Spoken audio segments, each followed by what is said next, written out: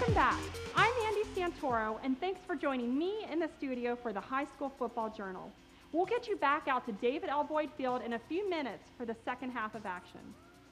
Both Notre Dame and Boyd Buchanan are schools with a history of producing well-rounded student athletes. These two programs are built around the idea that football comes after building young men.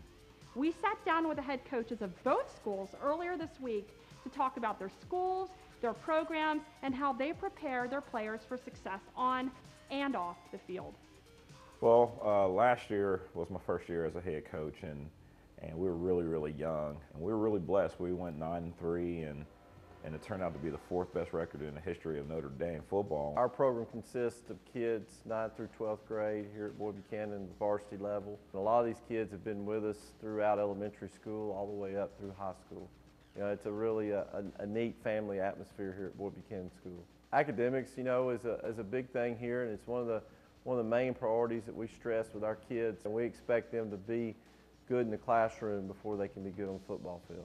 Yeah, for us, academics is everything. You know, Notre Dame is one of the top 50 Catholic schools in the country, and we're really serious about academics here. If you don't have very good grades here while you're playing, we sit you out. We prepare kids, you know, to make sure that they have adequate testing to do well in the ACT and the SAT, and we encourage them to register with a clearinghouse so that they can, you know, make sure they get their name out there and they get into the colleges that they want to get in. We just recently received our ACT reports from our past seniors, and every year it's gotten better and better. And colleges are recruiting, you know, not just football players, but they're wanting good character kids with good grades as well. Being a private school, it affords us the opportunity to be able to have prayer in the locker room and on the field and lead those things with the kids. And our kids understand coming to school here what our mission is, that it's a you know, spiritual mission first and foremost. And for us, being in a Christian-based school, that life equals to your spirituality. Every Wednesday we have Mass here, and I just think it's that one extra thing that the kids get throughout the course of the week that a lot of our public school kids don't really have that opportunity. Yeah, our student body really supports our football program, and not just our football program, but all the other sports that we have. We have pep rallies, you know, on Fridays. The administration here is real supportive with the football program, allowing kids to, you know, wear their jerseys and locker decorations and things like that. So it's very much a pride thing for our entire school, and they get behind our sports programs tremendously.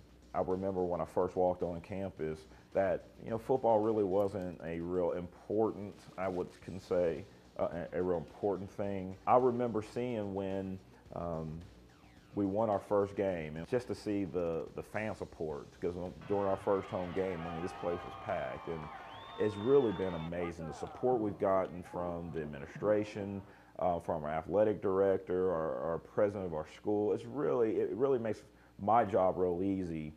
You know, for me, Boyd Buchanan has a special place in my heart. That's where I first coached. Well, it's a pretty neat deal. You know, the first couple of years that I was the head coach here in 2006 and 2007, Coach Fant was my offensive coordinator. He does a real good job.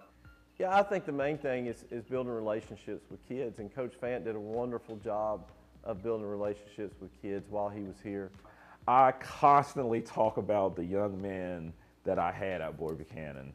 You know, he had the respect of the kids, but at the same time, he was their buddy, he was their friend, you know, and he could manage both of those things really well. But for us, I have so much respect for Coach Reynolds and what he's done over there. He's a good friend. I mean, we coached for almost a decade together. And so it's going to be fun. You know, I still talk to him quite often, and we look forward to competing with him. The funny thing for us, we don't actually stress football that much.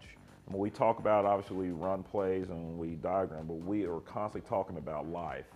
There's so many amazing lessons that you can learn through the sport. Our philosophy as a coaching staff is to develop kids spiritually, you know, making sure that, you know, Christ is the center of their life, you know, and then the second thing we try to stress is the academics, and football takes the third priority with us. And, you know, we also encourage them to take our leadership courses that we have here on campus. If you are constantly taking care of yourself spiritually, yourself mentally, you're taking care of your academics, and then you're being a good citizen All those things, if you're winning the day and you're doing the best that you can, the byproduct is everything that you want. You're going to win, but more importantly, you become a better person. If what Vince Lombardi said is true, quote, "The quality of a person's life is in direct proportion to their commitment to excellence, regardless of their chosen field of endeavor," then these two teams are on the right track no matter where life takes them. Here on the High School Football Journal, we want to answer your burning questions as well. That's why we're calling in the experts to make sure you're not in the dark on the game of football. This game's Ask the Experts question comes from Jenny in Middle Valley.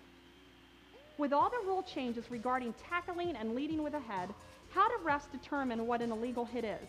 We went straight to the source on this one and spoke with an official from the TSSAA. Our number one job as officials is player safety. If you don't want helmet contact, you don't want kids getting hit without a helmet, and that's been a big change within the past few years. There was a rule change last year with helmets coming off. If a ball carrier loses his helmet, the play stops, blow the whistle, and the play is dead. And if another player loses their helmet, the play continues. And they will go out for a play provided the reason their helmet came off wasn't because of a penalty.